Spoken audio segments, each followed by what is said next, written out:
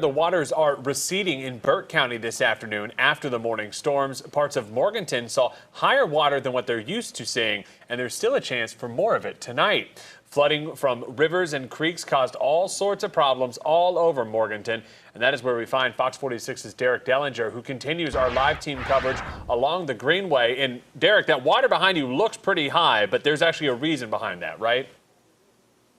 Yes, that's because we are specifically along the Taba River Greenway. This is how it looks like right now. Yes, it is pretty high. We can tell you that right now, and it is flowing quite strongly, basically downstream right now. This is really how it looks, and we want to give you a sense of how high it was just a little bit earlier. If we look over to the right here, you can kind of see the water line where all this vegetation has been kind of laid down because of how high it got.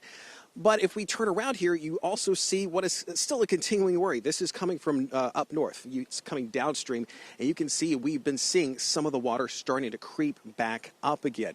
Now, this is kind of what the way it is here in Morganton. We want to give you a sense of how it is just one town over in Marion. When we had a chance to see some of this video from a little bit earlier today, this was actually outside the Public Works office. The road, as you can see there, was completely washed out, basically at that entrance in there in Marion. That was one of a few things that we saw there.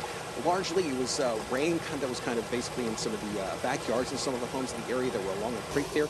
But as it stands right now, things are actually looking pretty decent, at least here in Marion. Things had receded.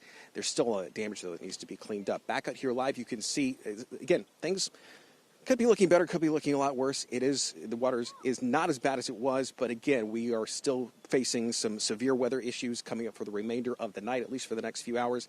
That's something we'll be watching out for. For now, we're live in Morganton. Derek Dellinger, Fox 46. A lot of cleaning up lies ahead. Derek, thank you.